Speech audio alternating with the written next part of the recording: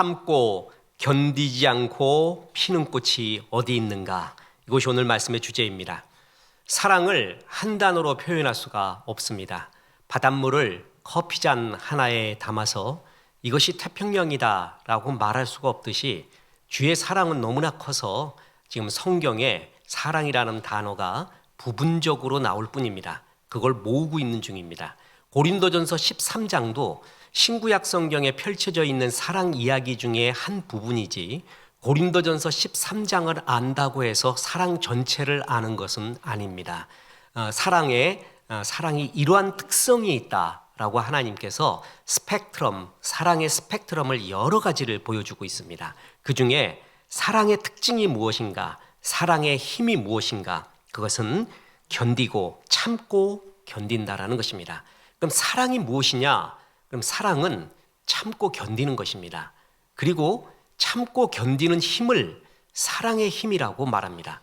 하나님이 우리에게 그 사랑을 마음에 부어주셨다고 했는데, 그러면 하나님의 사랑을 간직한 사람의 특징이 뭐냐? 참고 견딘다라는 것이죠. 그러니까 참고 견디는 것이 사랑이고 그 가운데 꽃이 피어납니다. 우리가 잘 아는 경구가 있지, 한 시인의 표현처럼 흔들리지 않고 피는 꽃이 어디 있으랴. 사실 이 제목 하나 때문에 책으로 따져도요 판매량이 엄청난 차이가 나는 거 아십니까? 보물섬 같은 경우도 원래 원제목이 그게 아닙니다. 근데 보물섬으로 바꾸고 난 다음에 6배가 뛰었다는 거 아니에요? 그러면서 인기를 끌고, 이 작품도 그렇습니다. 흔들리지 않고 피는 꽃이 어디 있으랴. 그것을 오늘 인용을 해서 이야기했습니다. 참고 견디지 않고 피는 꽃이 어디 있는가. 모든 꽃은 참고 견디는 가운데 피는 것입니다. 흔들리지 않고 피는 꽃이 없듯이 굽이치지 않고 흐르는 강물은 없습니다. 일직선으로 가는 강물은 없어요. 항상 굽이쳐서 가는 게 강물이라는 거죠. 생명이 있는 모든 것은 흔들리면서 몸부림치면서 자라나게 됩니다. 우리 성도들도 그냥 곱게 자라는 것이 아니라 비바람을 맞으며 잠을 깨고 그리고 강해지고 그렇게 주 앞에 서게 된다는 것이죠. 군대 가보면 항상 자기 군대 때가 제일 고생한 거죠. 그래서 이제 전역할 때쯤 되면 지금 신참으로 들어오는 이런 신참병들의 군기 빠진 모습에 정말 참 괴로운 경우가 많이 있습니다. 저는 그 군기가 없는 사람이라고 했어요. 빠진 게 아니라 아예. 왜 그랬냐 하면은 자꾸 웃어서 그래요. 웃어. 대학교 기독학생의 생활을 하면서도 많이 웃는 연습을 했거든요. 그래서 얼굴에 항상 웃는 것이 기본으로 돼 있어요. 근데 이제 군대에서는 그러면 안 되는 건데 이게 습관이 돼 있으니까 자꾸 웃다 보니까 너는 빠질 군기가 아예 없다 그래요. 그래서 얼마나 좋아요. 사람 무념무상하면서. 그런데 내가 이제 병장이 되고 난 다음에 이렇게 쫄다고 신병 들어오는 거 보니까 한심하는 경우가 많은 거예요. 아니 어떻게 저렇게 하고 군대 생활을 할 수가 있는가. 예를 들어서 우리 때는 그냥 또 이게 두들겨 맞기도 했습니다. 그래서 딱 고참이 군기 빠진 신병을 딱 이렇게만 해도 얘가 벌써 울려고 그래요. 우리는 맞을 준비를 했거든요.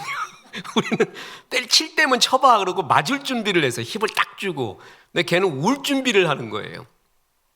이렇게 하고 군대 생활할 수가 있을까? 예를 들어서 뭐 겨울에 파리 잡아오라 그러면은 잡는 신용만 하면 돼요. 어떻게 파리를 잡아와요? 그러니까 어디 화장실에 가도 없단 말이에요. 근데 잡는 신용만 하면 되는 거거든요. 근데 이제 그거를 깨닫지 못하고 파리 없다고 울고 있어요. 이거 어떻게 이렇게 하고 군대 생활을 하는가? 좀 강해야 되거든요. 근데 강한 사람들이, 훈련을 받은 사람들이 그런 데서 강합니다. 그런데 그야말로 곱게 자란 애들 있잖아요. 어려움을 겪지 못했던 그런 애들이 오면은요 굉장히 견디기 힘든 전천후 신앙을 가져야 되는데 그러지 못하는 경우를 많이 봅니다. 하나님이 우리 그리스도인이 그렇게 해서는 안 된다는 거죠. 그래서 전천후 어디 가서도 빛과 소금의 역할을 하려면 흔들리고 그리고 많이 흔들어 보고 그리고 많이 요동치게 해봅니다. 그 가운데 버텨내는 거예요. 그래서 이기는 겁니다. 고난의 이유죠. 오늘 우리가 꽃을 이야기하는데 꽃이 주는 교훈은 3가지가 있습니다. 성경에 보면 꽃을 굉장히 부정적으로 표현하는 경우가 많이 있죠. 풀은 마르고 꽃은 시드나 우리 하나님의 말씀은 영원히 서리라. 그러니까 하나님의 말씀과 대비를 해서 풀과 꽃을 얘기하면서 그것은 시든다, 낙화한다 이렇게 말하죠. 지금 벚꽃이 지금 절정에 서울에서 다다라고 있는데 비 한 번 내리면 게임 끝이고 요번 주말 당하면 또 벚꽃 끝이잖아요. 그야말로 벚꽃 엔딩이 되지 않습니까? 꽃의 특징은 낙화한다라는 것이죠. 하나님은 꽃을 그렇게 금방 피었다가 이렇게 사라지는 것으로 사용하는 경우가 많이 있습니다. 특히 또 하나의 교훈은 뭐냐 하면은 꽃은 피는 순서가 있다라는 것이죠. 보세요. 동백이 피고 매화가 피고 진달래 피고 개나리, 산수유, 목련, 벚꽃 다음에는 철쭉. 이 순서를 거의 어긋나지 않습니다. 이제 요즘은 이상 기울에서 들쭉날쭉하고 같이 피는 경우도 있고 지금 필 때인가 하고 자기 필 때가 아닌데 나오는 경우도 있고 그렇지만 대부분 꽃은 피는 순서가 있다라는 거죠. 하나님께서 어떤 사람은요 이른 비로 어떤 사람은 늦은 비로 사용하십니다. 어떤 사람은요 매와 같이 아무도 겨울에 꽃의 향기와 꽃을 볼 수 없을 때 홀로 핍니다. 그런 사람이 있어요. 그래서 봄꽃들에 막 이런 축제가 벌어지잖아요. 그럴 때 매화는 고고합니다. 그래, 너희들 마음껏 피어라. 겨울에 향기를 바랬던 꽃 그것이 있다는 걸 아는가? 매화는 그 프라이드가 있죠. 꽃은 순서가 있어요. 그래서 뭐냐 하면은 나라는 꽃은 이른 꽃인가 아니면 늦은 꽃인가 사람마다 하나님이 쓰시는 게 다릅니다. 가을에 피는 꽃도 있잖아요. 국화 같은 거. 하나님이 그렇게 쓸 경우도 있습니다. 또 하나 꽃의 특징이 뭐냐 하면은 꽃은 인내와 견딤 속에 핀다라는 것입니다. 그냥 피는 게 아니라 흔들리며 펴요. 인내하고 견뎠기 때문에 꽃몽우리가 나온다라는 것입니다. 오늘 그 세 번째 이야기입니다. 그래서 참은 후에 꽃이 핀다라는 것입니다. 그렇다면 뭐냐면은 참고 있는 기간, 그 참음도 하나님의 열매라는 것입니다. 자, 오늘 본문 보세요. 고린도전서 13장 7절에 모든 것을 참으며 모든 것을 믿으며 모든 것을 바라며 모든 것을 견디느니라. 참고 견디는 것. 그것도 사랑이라는 것이죠. 그러니까 우리가 사랑의 열매 그러면 황홀경, 뜨거움만 생각하는데 저 사람이 사랑을 가지고 있다. 사랑의 힘을 가지고 있다라는 것을 뭘 보면 아냐면은 참고 견디고 있는 거예요. 그 기간을 막 불평하고 야단내지를 않고 참고 견디는 걸 보면 주께서 주신 사랑의 힘을 가지고 있다라는 걸 알 수가 있습니다. 카피라이터 중에 정철이라는 사람이 있습니다. 글을 참 잘 씁니다. 이 사람이 사람 사전이라는 글에 이런 걸 썼습니다. 복수, 방법은 두 가지. 하나는 복수함으로써 복수하는 것. 또 하나는 복수하지 않음으로써 복수하는 것. 즉 나와 너는 격이 다르다는 것을 보여줌으로써 쪽팔려 죽게 만드는 살해 방법. 이거를 복수라고 했습니다.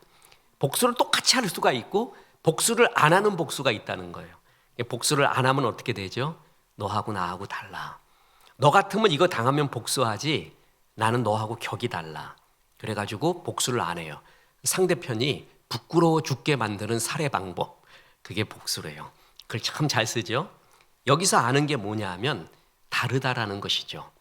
하나님이 우리를 거룩하라라고 말합니다. 자, 보세요. 레위기 11장 45절. 나는 너의 하나님이 되려고 너희를 애굽 땅에서 인도하여 낸 여호와라. 내가 거룩하니 너희도 거룩할지어다. 거룩이 뭐냐? 정의하기가 만만치는 않습니다. 카도시. 그러나 이 거룩의 가장 중요한 뜻 중에 하나가 뭐냐면 다르다라는 거예요. 너는 다르게 살아라.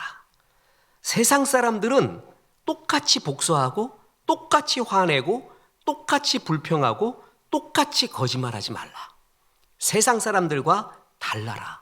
그 다름에서 힘이 나온다라는 거예요.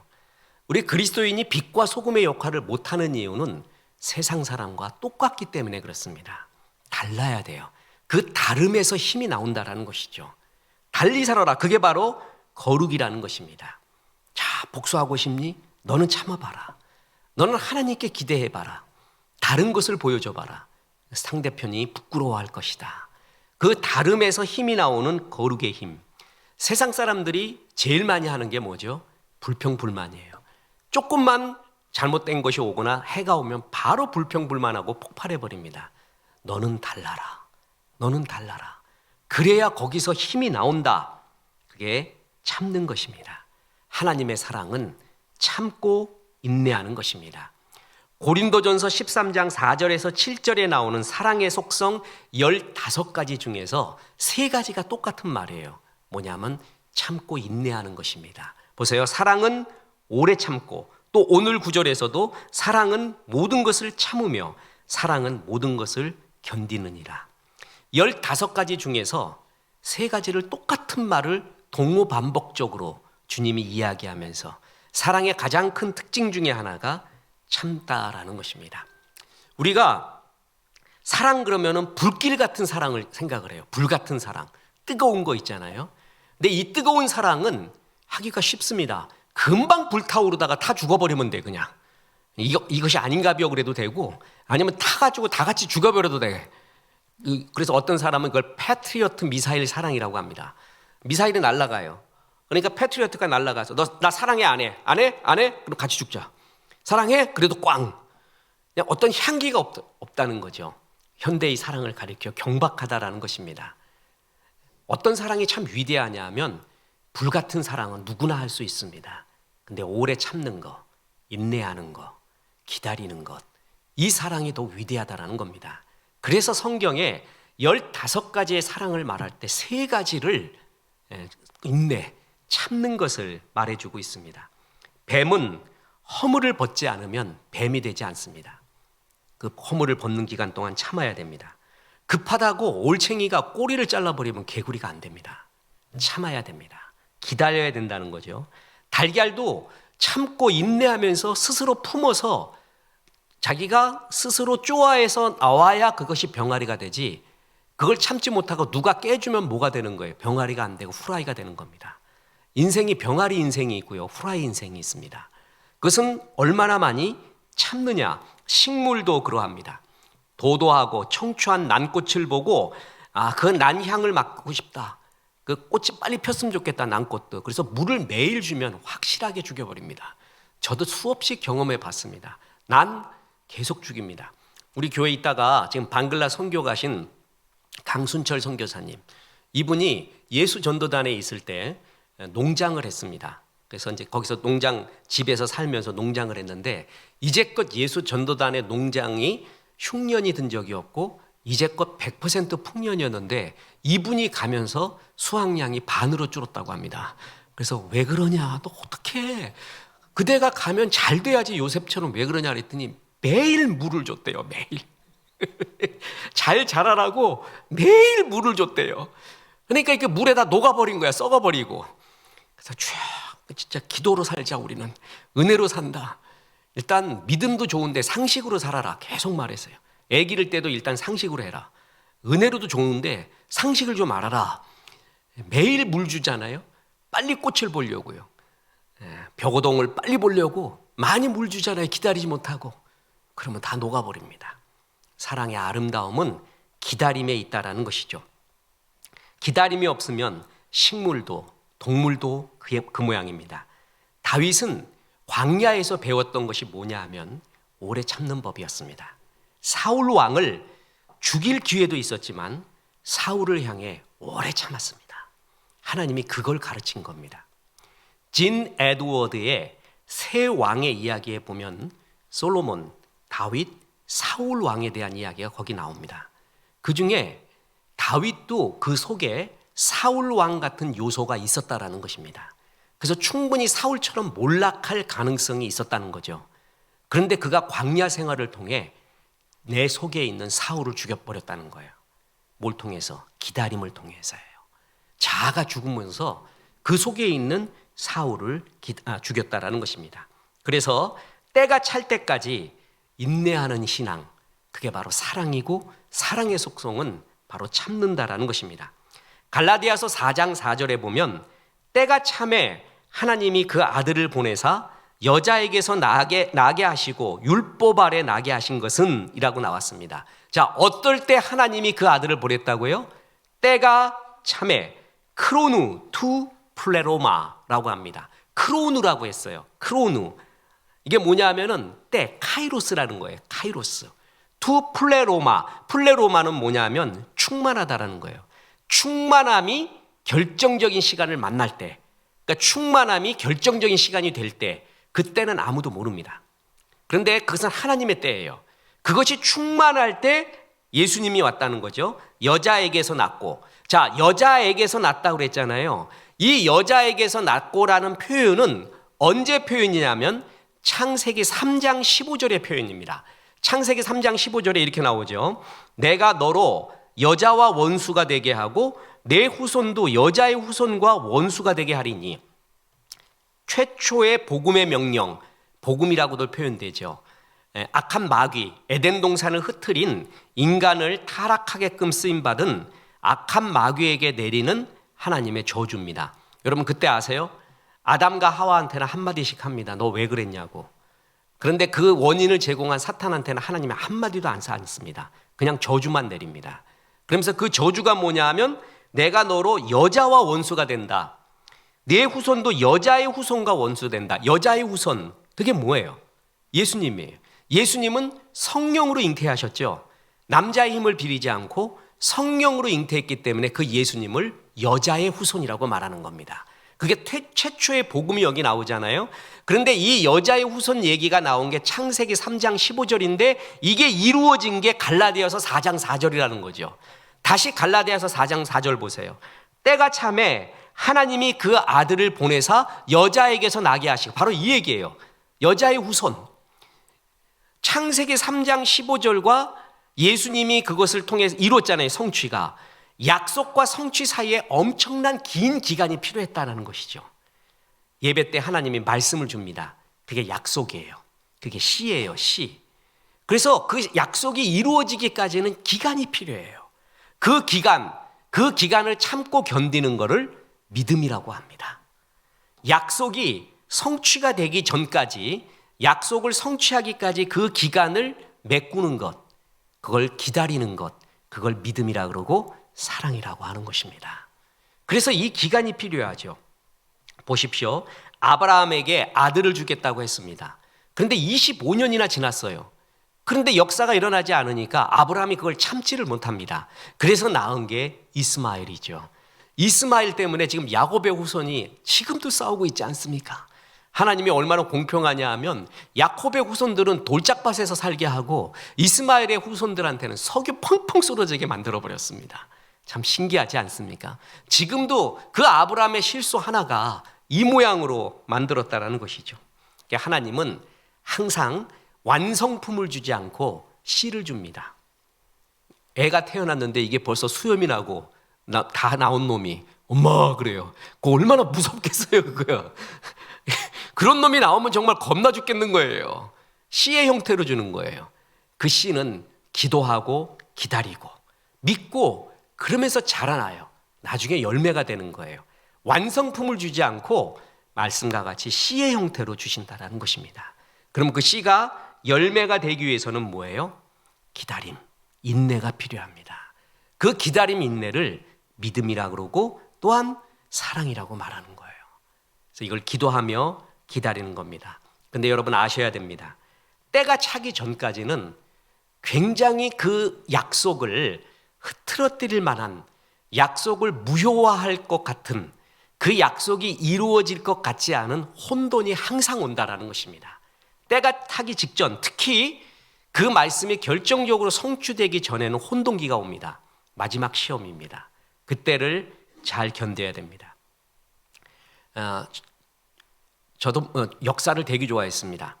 그래서 56등 할 때도 내가 58등 했다 그러니까 목사님 58명이 정원이었고 목사님 56등이라고 했잖아요. 어떤 권사님이 그래요. 설교를 굉장히 열심히 듣는 분이에요. 근데 내가 어떨 때는 58등, 56등 그런데 56등이 맞습니다. 58명이 정원입니다. 정원. 그래서 그중에 56등 했으니까 얼마나 자유한 삶을 살았겠습니까? 그래도 역사, 국사만큼은 전교 1등에 거의. 아무튼 중학생 애가 대학교 원서를 봤다니까요. 본고사 원서를. 그렇게 역사를 좋아했습니다. 국사가 그렇게 재밌고 역사의 교훈이 그렇게 재밌을 수가 없습니다. 그 역사에서 인류의 역사 가운데 최고의 암흑기가 언젠가? 최고의 암흑기. 진짜 인류 전체의 역사에서 최고의 암흑기. 저는 그게 신구약 중간기라고 봅니다. 말라기에서 마태복음 전까지의 시간 400년, 그거를 중간기, 혼돈기라고 말하는데, 그러니까 구약에서 끝없이 여호와의 말씀이 임하여 가라시되 여호와의 말씀이 임하기를, 그리고 선지자들이 말씀을 받았단 말이에요. 그런데 그게 끊겨요. 끊기는 게 얼마였냐 하면은 400년이 됩니다. 그리고 이제 침례 요한이 나타나기 시작을 하고 새로운 신약이 나타나기 시작하는 그 400년의 공백이 인류 역사상 저는 최고의 침묵기, 암흑기라고 생각을 합니다. 역사는 어떤 기준으로 해석하느냐에 따라 달라지죠. 그래서 객관적 보편 타당성 있는 역사가는 없습니다. 그런 건 없습니다. 역사는 전부 주관적인 것이 거의 대부분입니다. 지금 우리의 강남 비전교회의 수요 예배에는 엄청난 역사가 일어나고 있는데 이걸 기록 안 하잖아요. 그럼 뭘 기록하느냐? 그 기록하는 역사를 기록하는 객관적 보편 타당성 있는 기준이 있느냐? 없습니다. 그런 거 없어요. 역사가의 선택이죠. 그래서 그 역사가에 기록된 것만으로도 그 역사를 전체한다라는 것은 어불성설입니다. 자, 저는 그렇게 생각합니다. 역사에서 최고의 암흑기는 그 400년이었습니다.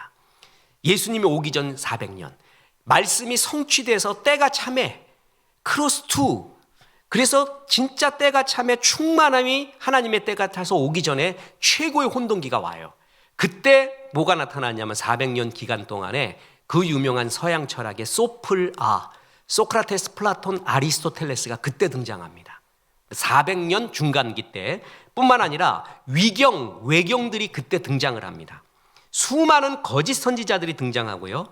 특히 이스라엘 자손은 헬라 제국과 로마 제국의 연이어 지배를 받게 됩니다. 특히 헬라 제국의 안티오쿠스 4세의 박해는 이루 말할 수가 없습니다. 최고의 악마였습니다. 이스라엘 역사상 성전에서 하나님께 드리는 제사 금하고 절기와 안식일도 금하고 헬라 신을 섬기는 신전을 세우게 했고, 이스라엘 백성이 부정한 짐승의 여기는 돼지 같은 동물을 잡아서 희생제물 드리라고 했고, 율법 읽는 것도 할례행하는 것도 금합니다. 심지어는 이스라엘의 여호와의 성전에서 매춘을 하게 합니다. 이것을 지키지 않으면 사형에 처합니다.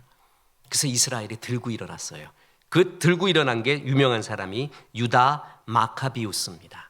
그래서 이 유다 마카비우스, 망치라는 뜻이죠. 그가 예루살렘 성전을 되찾고 제우스 신상으로 더럽혀진 성전을 탈환하고 하나님의 등불을 다시 켜놨어요.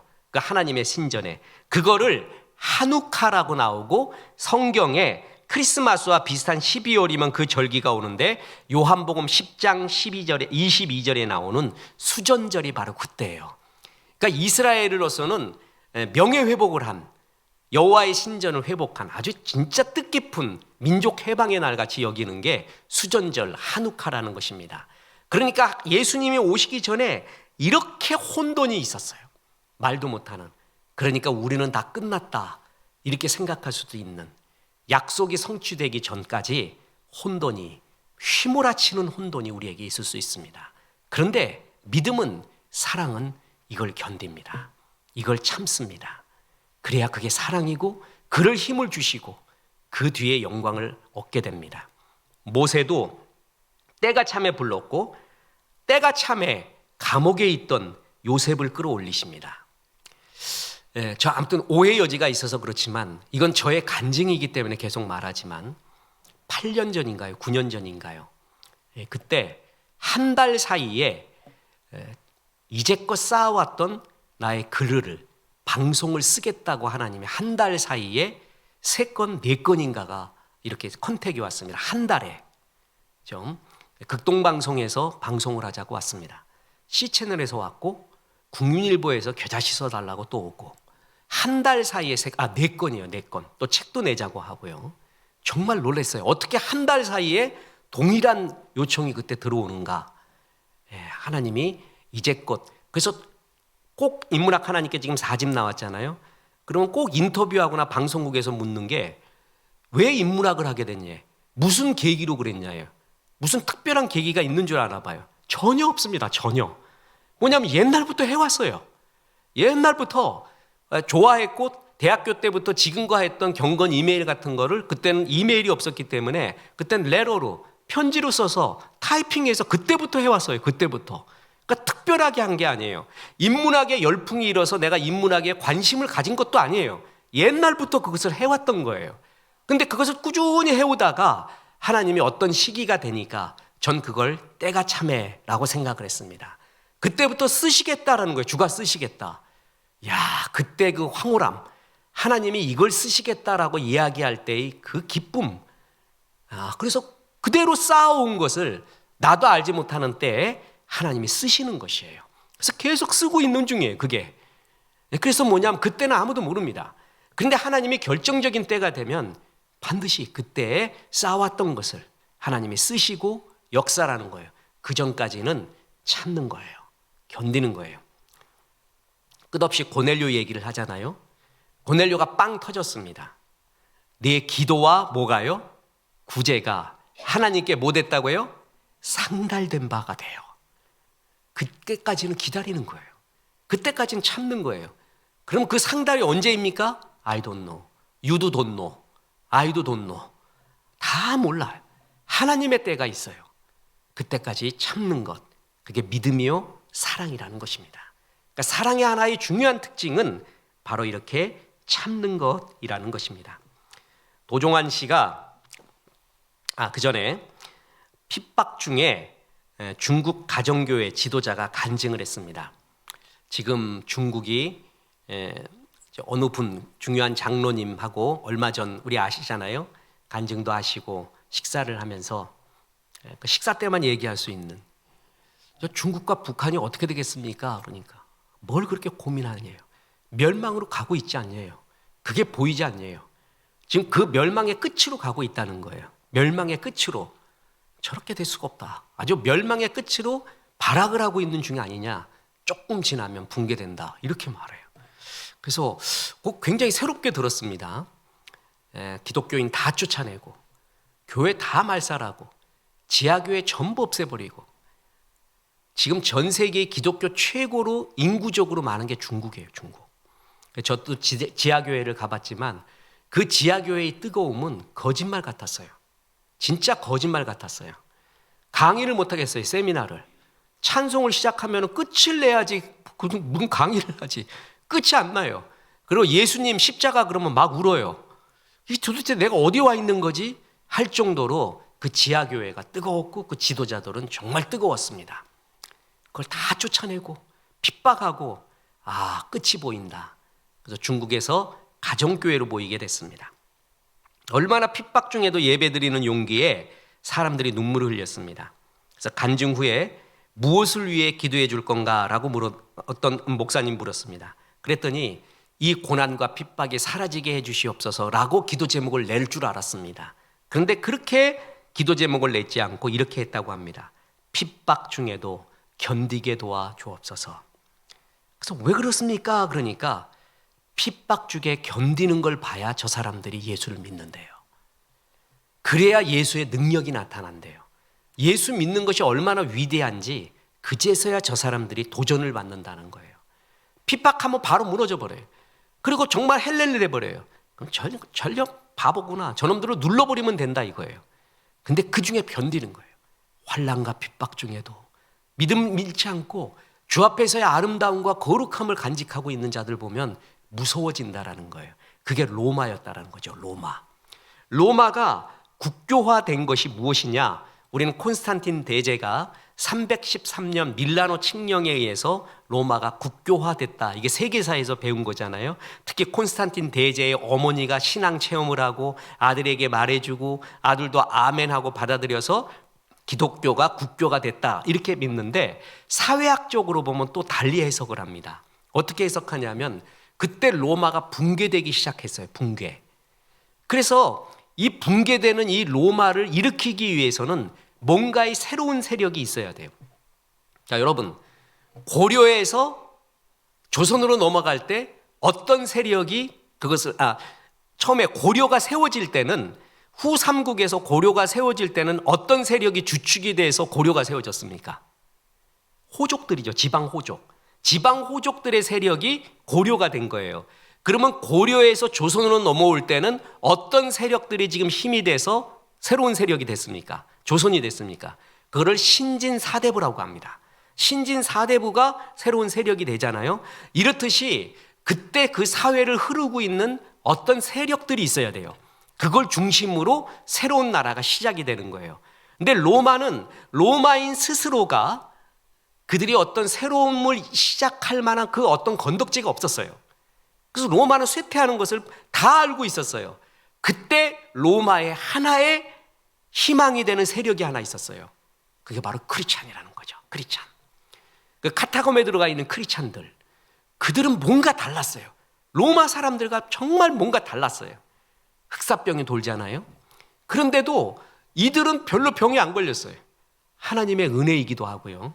그들이 생활하는 절제력, 그들의 청결함, 이런 것들이 흑사병을 막는 요소도 있었다는 거예요. 그들이 이 흑사병이 돌 때 도와줬어요. 사람들을 갖다가 다들 회피하고 있는데 그들이 도와주면서 흑사병에 걸린 사람들을 케어도 하고. 그러니까 로마인과 다른 뭔가의 세력이 그때 있었던 거예요. 그래서 이 세력을 붙잡고 로마를 다시 시작하자라고 생각을 했다는 거죠. 그것도 굉장히 옳은 해석입니다.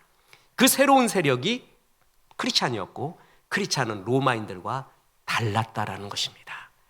달랐어요. 핍박 주면은 다 이렇게 되고 조금 어려움 주면 이렇게 됐는데 그리스도인은 안 그랬어요. 카타콤으로 들어가 버렸어요. 거기서 견뎠어요. 인내했어요. 거기서 태어나고 죽은 사람도 있는데도 그들이 거기서 순결함을 지키고 있다라는 것이죠. 뭔가 달랐다라는 것이죠. 그래서 그들을 붙잡고 로마가 국교화, 기독교를 국교화하면서 로마에 다시 제2의 부흥이 일어나기 시작했다라는 것입니다. 그때 그들이 한 일이 뭐죠? 지킨 거예요. 견딘 거예요. 그래서 지금 중국의 가정교회 지도자가 그럽니다. 이 핍박과 고난이 어서 지나가게끔 기도하지 않고 이 가운데 견디는 힘을 주시옵소서. 그래야 저들이 기독교가 뭔지를 안다라는 거예요. 대단한 지도자 아닙니까? 견디는 힘을 우리에게 달래요. 그래야 기독교가 기독교 된다라는 겁니다. 도종환 시인의 시 뒷자리라는 시가 있습니다. 맨 앞에 서진 못했지만 맨 나중까지 남을 수는 있다. 이게 믿음이라는 거죠. 사람은 맨 앞에 서는 게 최고인 줄 아는데 그놈 어디로 갔는지도 몰라. 어디로 도망갔는지도 몰라요. 근데 끝까지 남아있는 자, 그걸 신앙에서 에무나라고 합니다. 히브리 사람들의 믿음 중에 최고는 에무나입니다. 그게 하박국의 믿음이에요. 오직 의인은 뭐라고요? 믿음으로 말미암아 산다. 그때 그 믿음을 에무나라고 했는데 견딤입니다. 그럼에도 불구하고 믿는 거, 이 믿음을 최고의 믿음으로 여겼습니다.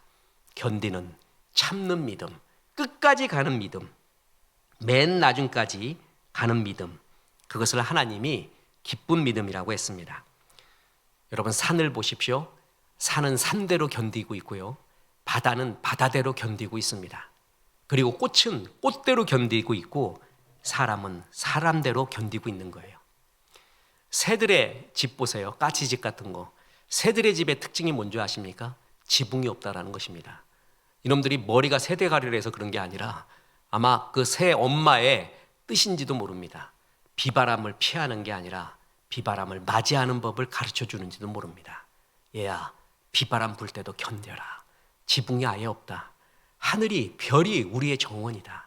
그러면서 그것을 견디는 법을 이렇게 가르쳐 주나 봅니다. 기다림을 견디지 못하면 만남도 없습니다. 밥도 뜸들이는 시간을 견디지 못하면 설익은 쌀이 됩니다. 뜨거운 불에 들어가 1200도의 불을 견딜 때 도자기가 나옵니다. 견딤의 크기가 쓰임의 크기고 견딤의 길이가 쓰임의 길이입니다. 얼마나 많이 견뎌왔는가. 그거 그만큼 쓸 수가 있다는 것입니다. 다윗은 광야 생활에서 기적 일으키는 법을 배운 적이 없습니다. 저는 다윗의 생애에서요, 기적이 뭔가 골리앗 하나밖에 없습니다. 가만 보면 골리앗 때려잡은 거, 그거 하나밖에 기적이 없어요. 그것도 100% 기적도 있을 수 있지만 다윗은 이 물맷돌의 대가였다는 겁니다. 대가. 그래서 그 실력과 하나님의 은혜가 합쳐질 때 역사가 나타난 거죠. 그 하나님의 마음에 합한 자, 이스라엘 역사상 최고라고 여기는 자, 모세, 아브라함, 모세, 다윗이라고 그랬죠. 그 중에 하나 빼면 못 빼라고요? 모세 빼요. 아브라함과 다윗이에요. 그 중에 하나 빼라면 아브라함 빼버립니다. 다윗 하나 남아요. 제일 위대한 인물이 다윗이에요. 그런데 그 다윗은 기적을 행하지 않았어요. 능력의 기적의 역사가 없었어요. 광야에서 그 아둘람굴에 모였을 때도 돌이 변하여 떡이 됐으면 거기 있는 사람들이 얼마나 하나님의 기적을 보고 더 모였겠습니까? 아주 그냥 제일 힘든 낮고 홀한 사람들만 아둘람굴에 모였잖아요. 그리고 가드 왕 앞에 가서 미친 척까지 해요. 제일 마지막에 가는 게 가드예요. 가드. 거기서 살려고 미친 척도 해요. 그때 가드 왕 앞에서 하나님이 어떤 기적도 다윗에게 행하지 않았어요. 정말 다윗의 일상을 가만히 보세요. 그에게 기적이 없어요. 다윗은 광야에서 전부 견디는 법이었어요. 참는 법이었어요. 그런데 그걸 견디고 나니까 정말 강한 하나님의 마음을 품게 되고 은혜를 품게 됐다라는 거죠. 그래서 시편 40편 1절 보세요. 저는 다윗의 고백 중에 이 고백을 참 좋아합니다. 내가 여호와를 뭐라고요? 기다리고 기다렸더니, 그냥 기다린 게 아니라 기다리고 기다렸더니 귀를 기울이사 나의 부르짖음을 들으셨도다. 기다리고 기다렸습니다. 사람마다 특징이 있나 봐요. 어떤 사람은 기도만 하면 다 들어준대요. 그거 인정합니다. 저는 안 그렇습니다. 저는 어떤 건 기도하면 즉각 응답 안 오는 게 대부분입니다. 즉각 인도 바로 답 오는 경우도 있습니다. 정말 이럴 경우가 있을 수 있을까라고 기절할 정도 아주 사소한 거지만 그럴 경우도 있지만 대부분 기다림입니다. 믿고 기다리는 거예요. 그러다 보면 이루어져 있는 것을 봅니다. 어떤 집사님이 현실이 살기 힘들다고 계속 말합니다. 근데 나는 그분이 10년 전에 했던 기도를 알고 있거든요. 나에게 기도를 부탁했던 걸 알아요. 자기는 이것만 이루어지면 진짜 다른 게 뭐 필요 있겠냐 그러면서 그 기도를 했어요. 저는 그걸 알고 있어요. 그래서 10년이 지났습니다. 근데 그 기도는 이루어졌어요. 예를 들어 자기 아들이, 딸이 이렇게만 살면 자기는 여한이 없겠습니다. 그랬단 말이야. 그래서 하나님이 그걸 들어줬어요. 그런데 그걸 잊어먹는 거예요. 그걸 들어줬다라는 그 가장 큰 기도 제목을 들어줬다는 걸 잊어먹고 지금 현실이 어려운 걸 얘기해서 제가 진짜 한마디 했습니다. 집사님, 10년 전의 기도를 기억하십니까? 그때 이런 기도 제목을 냈고 이랬을 때 하나님이 정말 이런 은혜를 주면 좋겠다고 눈물을 흘려 같이 기도하지 않았습니까? 그거 지금 이루어졌지 않습니까? 잘 보십시오. 이루어졌지요. 지금 이 일은 사소한 일입니다. 그 일 이루어진 거에 비하면 주님을 크게 믿으십시오. 당장 뭐가 안 이루어진다고 요렇게 기도했는데 요렇게 응답 안 오고 요렇게 기도했는데 요렇게 응답 안 온다고 주님을 매도하거나 야속하다고 하지 마십시오. 이 큰 기도 제목이 이루어졌지 않습니까? 그렇게 이야기를 했어요. 맞대요. 역시 믿음의 사람이에요. 네, 그렇습니다. 다윗이 배운 게 뭐예요? 기다림이에요. 기다림. 그가 가드왕 앞에서 하나님 앞에 기도하지 않았을까요? 그가 아둘람굴에서 생고생을 할 때 도망치면서 기도하지 않았을까요? 어떤 기도했을까요? 나 좀 도와달라는 거 아니에요. 나 좀 이 고난에서 구원해달라는 거 아니에요? 근데 하나님이 계속 뺑뺑이를 돌린 거예요. 그런데 다윗은 그걸 믿어요. 크게 믿는 거예요. 그래서 기도는, 사랑은 뭐냐 하면 참는 것입니다. 그래서 에베소서 6장 24절에 보면 우리 주 예수 그리스도를 변함없이 사랑하는 모든 자에게 은혜가 있을지어다. 변함없이 사랑하는 자. 비가 오나 눈이 오나 기도의 응답이 있으나 없으나 뭔가 반짝 역사가 일어나나 안 일어나나 우리 주님이 최고다. 베드로님의 고백 중에 제일 멋있는 거, 주님이 오병이어도 하고 역사를 일으켰을 때 떡 주니까 사람들이 확 몰려가요. 근데 십자가 얘기하고 고난 얘기하니까 다 도망가요. 그러니까 주님이 말하잖아요. 너희도 가려느냐. 그러니까 베드로님이 대답합니다. 주여, 영생의 말씀이 여기 있사오매 우리가 어디로 가오리까. 야, 정말 멋있어요, 베드로님. 그러니까 사건도 많이 일으키고 이분이 멋진 히트도 많이 쳐. 영생의 말씀이 여기 있음에 우리가 어디로 가오리까. 변함없이 따르겠다는 것이죠. 이런 사람이 정말 멋있습니다.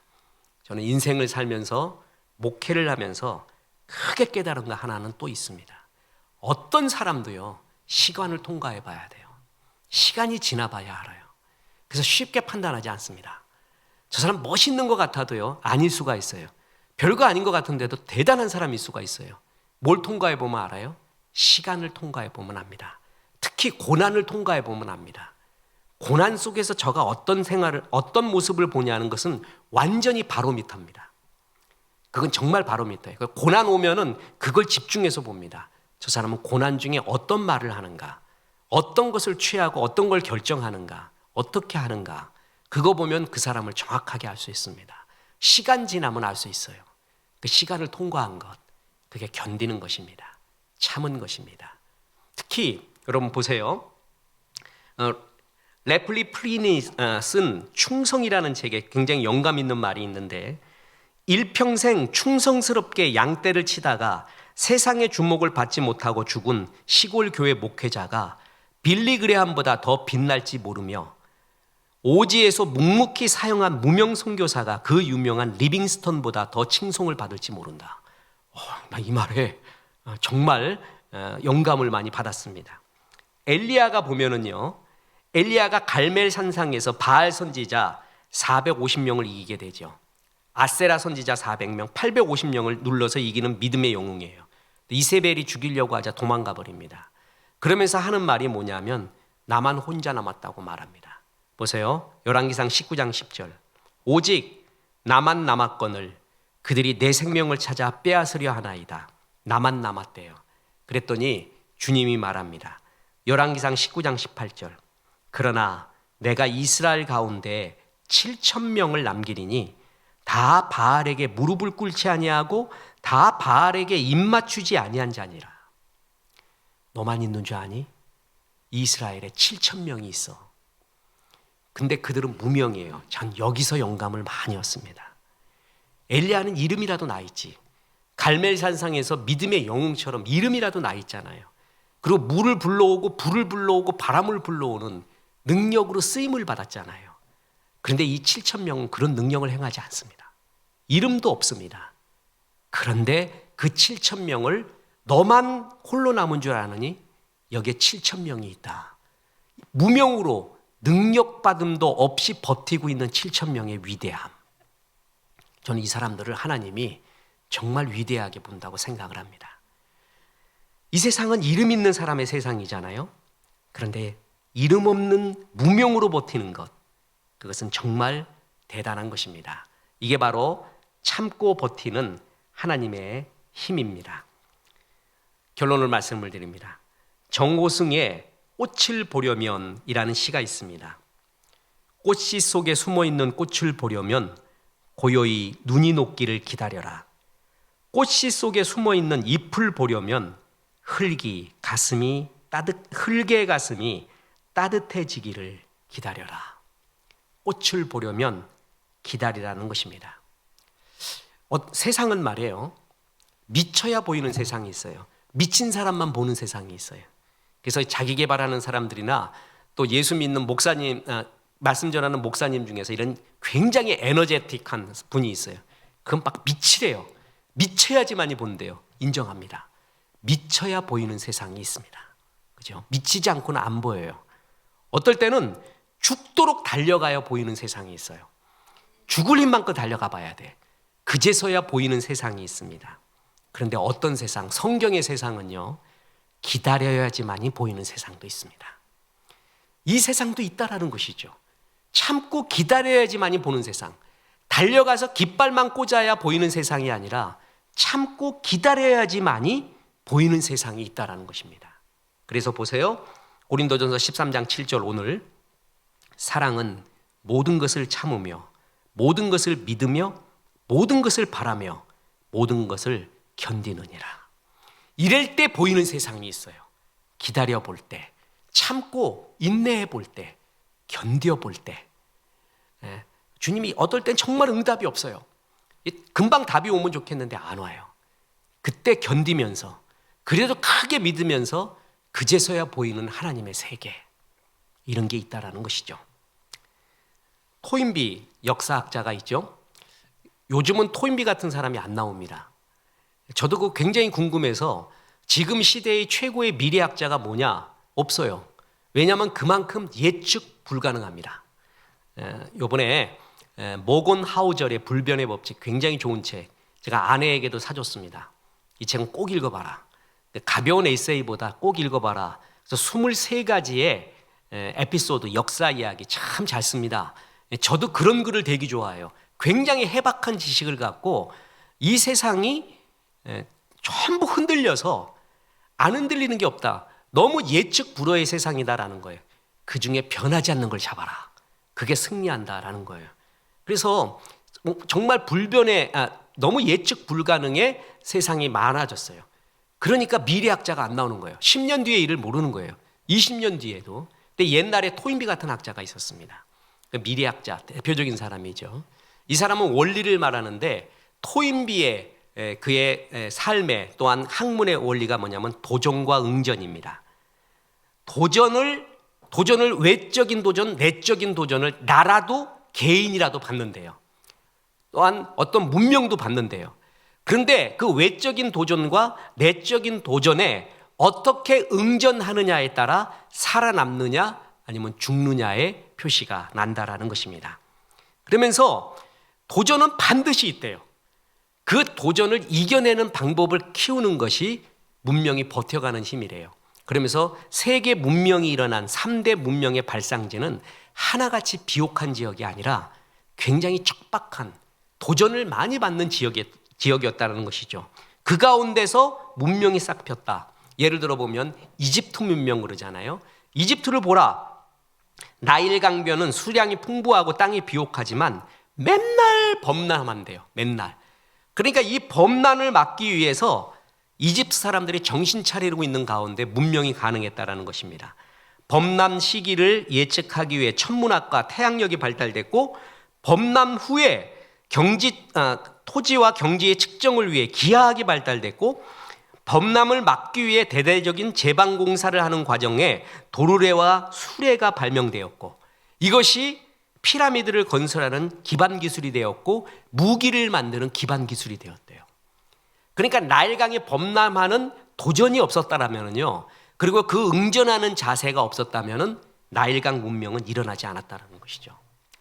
저는 임진왜란을 볼 때요. 임진왜란은 그래도 이순신이 있었어요. 의병이 있었잖아요. 병자호라는 이순신이 없었습니다. 의병도 없었습니다. 우리나라의 역사 가운데 치욕적인 역사가 병자호란입니다. 그때 정말 많은 사람이 죽었습니다. 끌려가고요. 임진왜란은 우리가 할 만하죠. 근데 임진왜란 때 우리가 제일 일본군이 갖고 있었던 최고의 무기, 그것 때문에 속절없이 당했던 게 뭐죠? 조총이죠. 아세요? 우리나라에 일본보다 먼저 조총이 들어온 것. 그런데 그걸 활용하지 않았어요. 웃기게 여겼어요. 그 조총을 별로 여기지 않았어요. 탐탁치 않게. 왜 그런 줄 아세요? 전쟁이 없었습니다. 1392 조선의 창조, 그리고 1592 200년 후에 임진왜란, 그 200년 동안 아무 일도 없었어요. 그러니까 조총의 필요성을 몰라요. 근데 일본은 어떤 일이 있었죠? 그냥 쇼군들의 전쟁이에요. 그래갖고 칼싸움하고 있다가 이제 다케다 신켄, 그리고 다케다 신켄이 기마부대였어요. 기마부대. 근데 도쿠가와 이에야스, 오다 노부나가, 이 둘의 연합군이 조총을 갖고 있었어요. 그래서 최고의 기마부대인 다케다 신켄, 그 부대를 조총으로 다 박살냅니다. 그때 나온 얘기가 뭐예요? 무대뽀예요. 무대뽀. 무대뽀가 뭐냐면 무혈포예요. 혈포가 뭐예요? 총이라는 뜻이에요.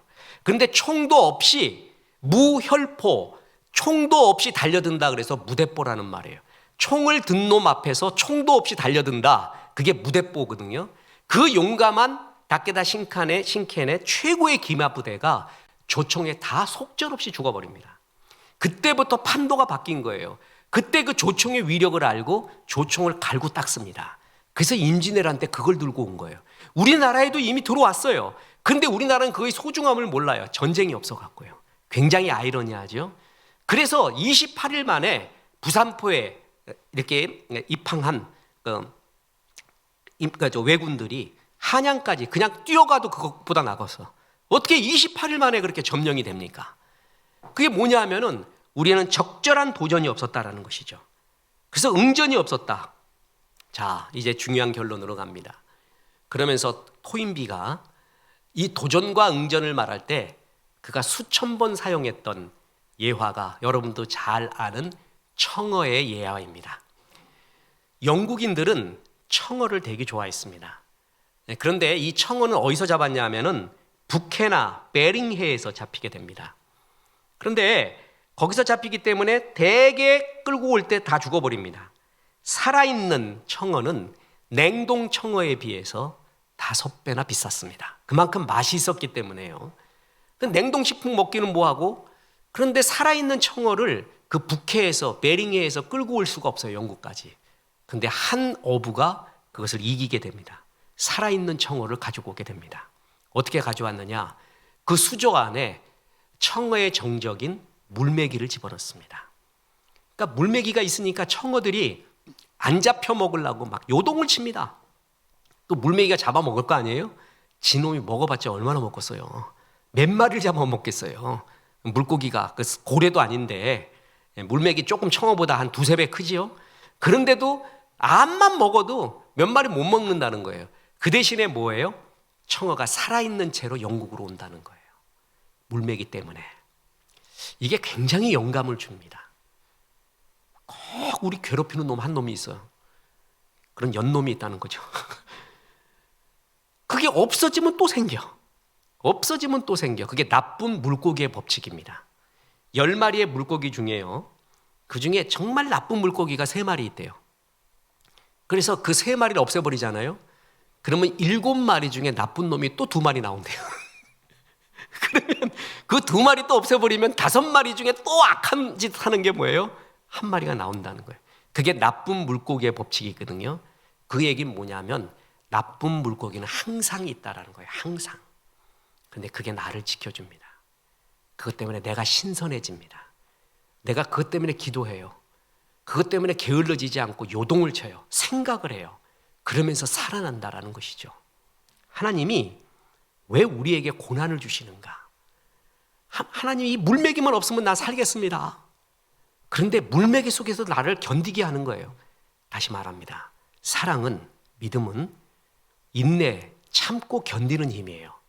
그런데 그것이 무조건 참는 게 아니라, 무조건 견디는 게 아니라 우리에게는 하나님의 섭리가 있고 뜻이 있습니다. 그래서 믿고 바란다고 얘기했죠. 하나님의 분명히 섭리가 있을 거야. 그걸 믿고 뭐 하는 거예요? 바라는 것이에요. 그것이 뭔지는 모르지만 이 고난이 나를 새롭게 합니다. 그리고 은혜스럽게 합니다.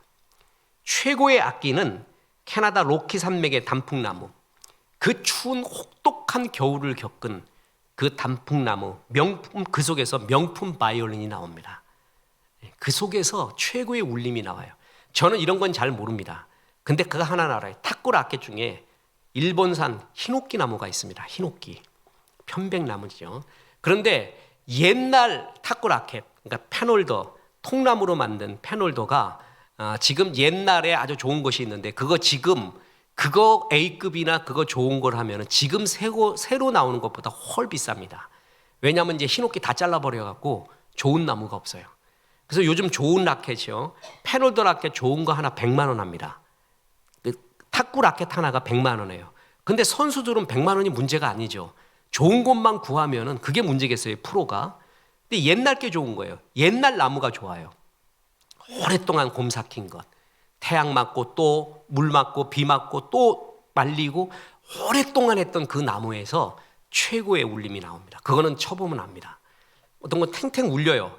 근데 진짜 좋은 라켓은요, 마지막 그냥 그야말로 쫙쫙 소리가 나면서 나갑니다. 그거는 잘하고 못한 그 쾌감이 이루 말할 수가 없어요.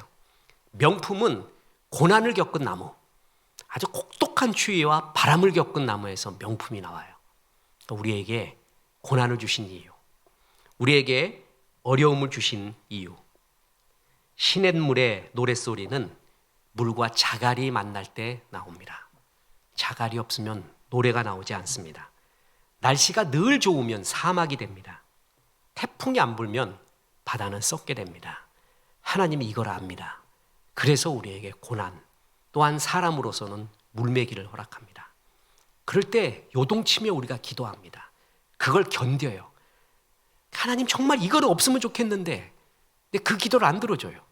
그리고 견디게 해요. 인내하게 해요. 그 이유는 그 가운데 배우는 것이 있는 겁니다. 그 가운데서 강해지는 거예요.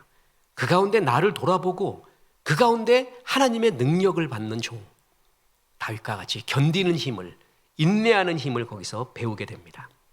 자, 하나님의 공급을 받으며 잘 참으십시오. 그리고 견디십시오. 어떤 거는 견뎌내야 됩니다.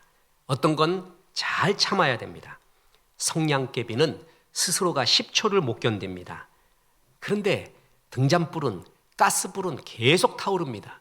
가스불이 왜 타오르죠? 가스를 계속 공급받기 때문에 그렇습니다. 계속 타오를 수 있는 것은 하나님의 공급을 받아야 됩니다.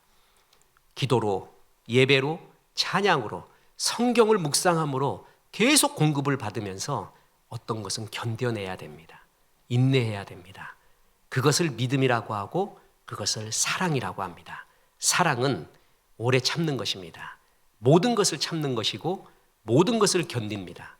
모든 것을 믿고 바라는 것입니다. 하나님 나라를 바라며 참고 견디는 것도, 그것도 은혜요, 신앙이고, 그럼으로써 그 길을 통과했을 때 네가 진국이었다, 네가 진짜였다, 이렇게 하나님의 칭찬받으며 어느덧 성장해 있는, 성숙해 있는, 그리고 어떤 비바람에도 바람에 나는 겨와 같지 않은 내 모습을 발견하게 될 겁니다. 저는 어느 때 우리 성도님들이 그 기도 제목이 이루어지지 않고 내가 원했던 것을 이루어지지 않고 하나님이 이 사람은 견디게 주님이 기다리고 있구나, 참는 법을 가르쳐 주는구나, 견디는 법을 가르쳐 주는구나 라고 느낄 때가 있습니다. 근데 그것을 참 쉽게 말할 수는 없습니다. 그런데 성숙된 자는 압니다. 그래, 여기서 견뎌보자. 그것도 열매예요. 그것도 사랑입니다. 주님을 사랑하기에 참고 견디는 것, 사랑의 힘이고 주의 사랑을 받은 자의 능력이기도 합니다. 이룬 것만 능력이 아니라 참는 것, 그리고 견디는 것도 능력이고 주의 성령의 열매입니다. 이런 종 되어서 하나님이 기뻐하신 종으로 살기를 주 예수의 이름으로 축원합니다. 기도하겠습니다. 하나님 감사합니다. 오늘 고린도전서 13장 7절을 통해 사랑은 모든 것을 참으며 모든 것을 믿으며 모든 것을 바라며 모든 것을 견딘다라는 이 주의 말씀을 믿습니다.